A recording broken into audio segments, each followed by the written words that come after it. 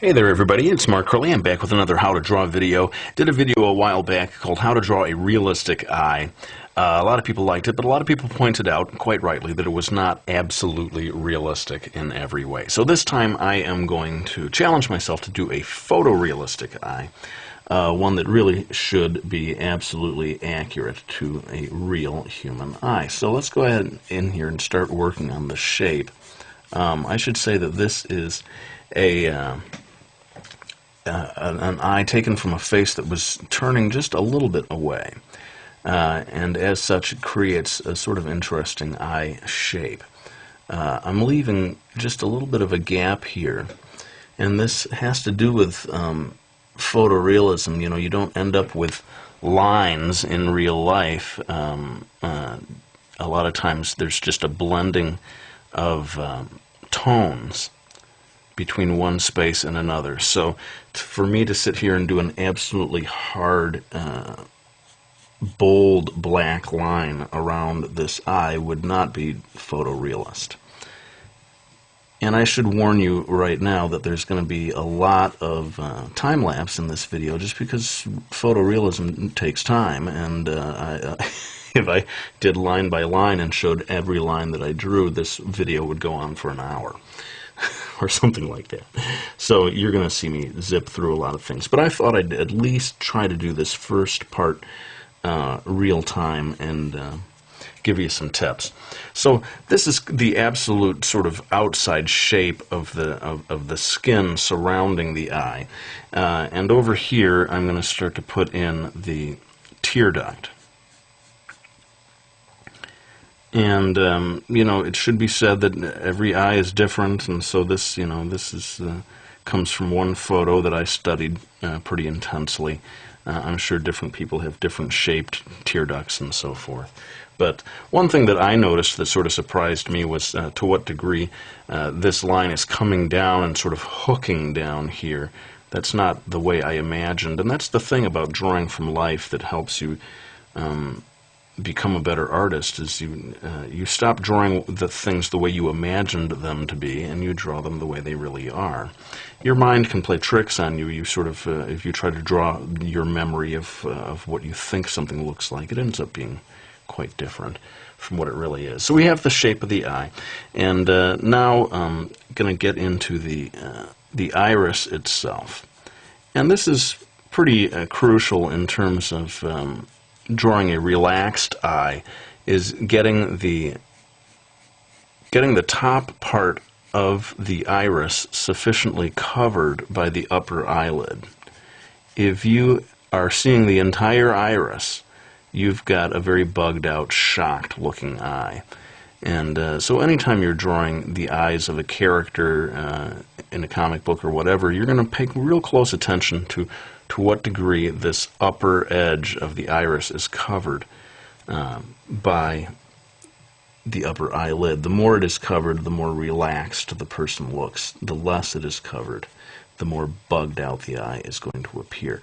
And in this particular photo that I studied, the bottom of the iris, there was just a tiny bit of a gap between the bottom of the iris and the bottom eyelid. Just going to indicate now the pupil, and depending on what photo you look at, you may see slightly different sizes here, you know, dilated pupils and so forth.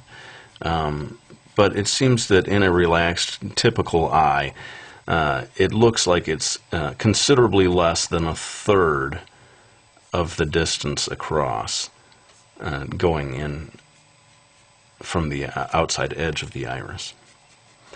I'm going to now get the an indication of the upper eyelid fold.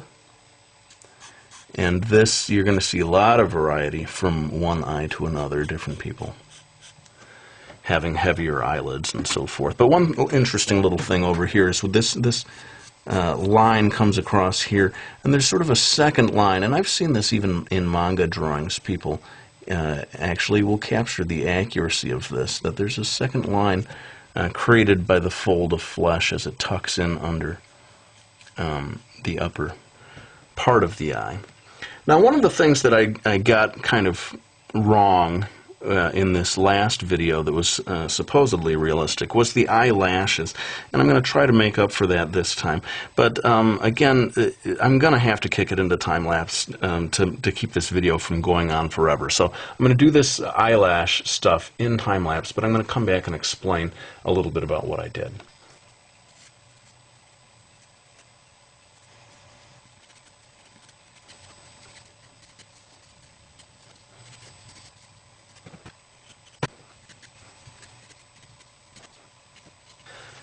Okay, so just quickly to explain about things here, the eyelashes you find when you study very carefully a photograph of an actual eye, you really come to appreciate how complicated the eyelashes are in terms of the different directions they're going in. What I notice is that over here on the right-hand side, you've got lots and lots of eyelashes curving off to the right, and as you reach the center of the iris, you will reach a point where they are coming kind of straight at you, and that becomes a real challenge artistically to capture that. Some of them kind of become almost diagonal lines, and just a few as you head towards the tear duct. Kind of trailing off, just a few of them I'm finding curving in the opposite direction, off to the left. Let me go ahead and do the lower eyelashes and then come back and talk about those.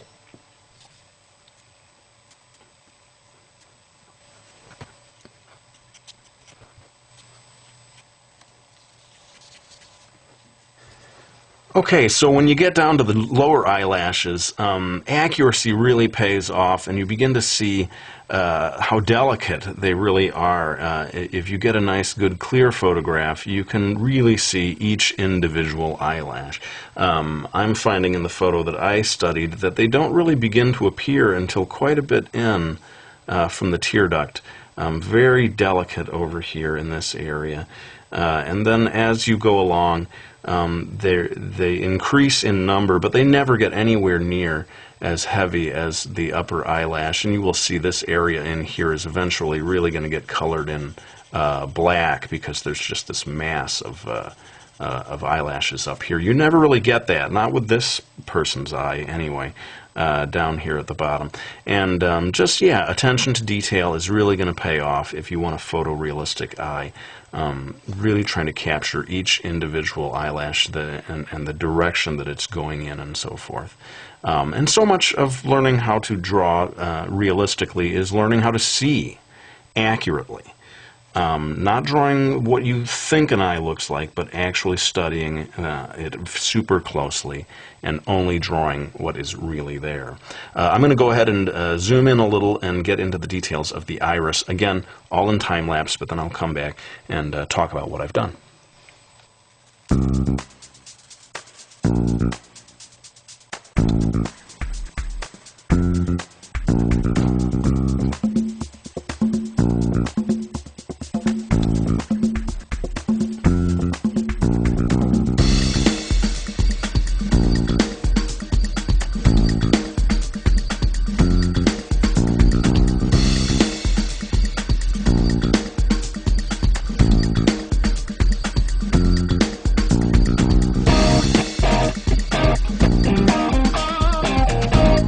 Alright, well, you can see how much time I put into slowly building this up, starting light and gradually building darker. I'm probably even going to continue adding more to this by the time I'm done with the drawing, but hopefully you get a sense of how important it is just to put the time in and train your eye on exactly what you see in your source photograph, no matter how odd it may look to you, try to render it into your drawing.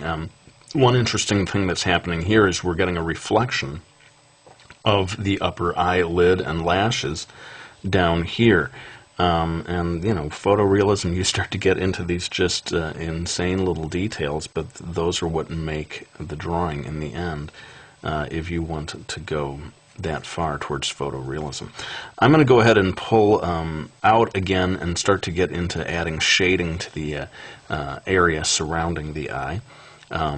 Again, gonna have to do it in time lapse. Sorry about that, but I can see that I've already put, what is it, 32 minutes into this had I done it live. And so let's go ahead and move on to that next part of the drawing, and hopefully I can give you some tips based on what you see.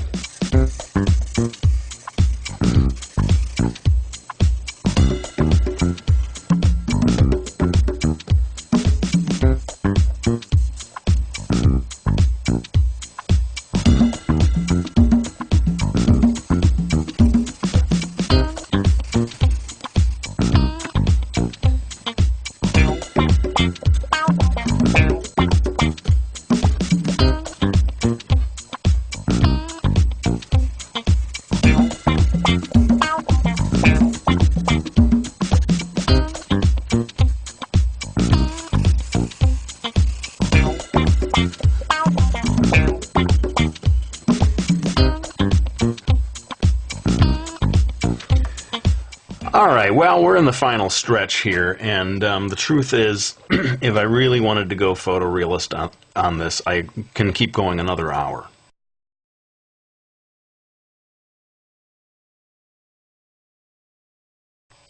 Just fine-tuning, fine-tuning, fine-tuning. And just a couple of things to say here. One technique here that I was using, and the pencil here is a Dixon Ticonderoga. Kids tend to get really obsessed with what tool, what pencil are you using?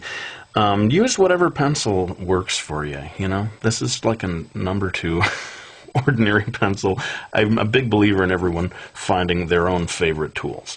But in any case, when I want to go really light, I pull way, way back towards like the eraser and come at the paper from the side. This way you can put very, very little pressure on the lead and create just very light shading.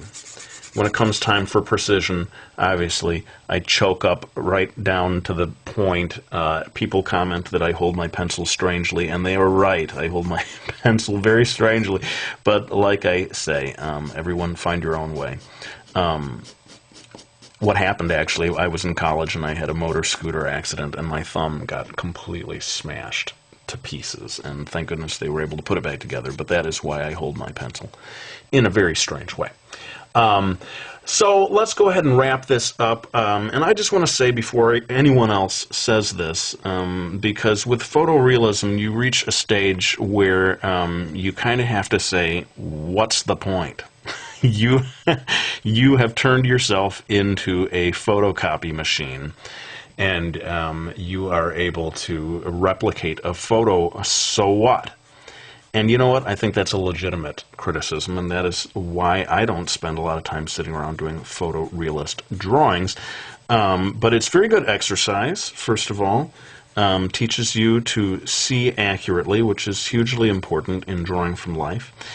And if you get into it, there is a fine art to photorealism. Look at the work of Chuck Close and other people who take photorealism to the level of truly fine art.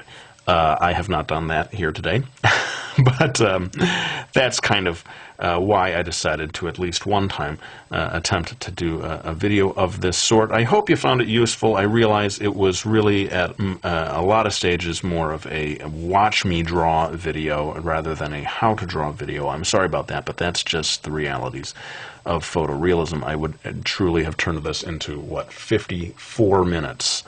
A 54-minute video, which would have put everyone to sleep. So anyway, I'm going to put the pencil down. I hope you found this useful. Thanks for watching this video. Thanks to anyone who orders my book, Smeaky Falls, or pre-orders Brody's Ghost, which is coming out in July. I greatly appreciate your support. I hope you liked this video, and I will be back with another one real soon.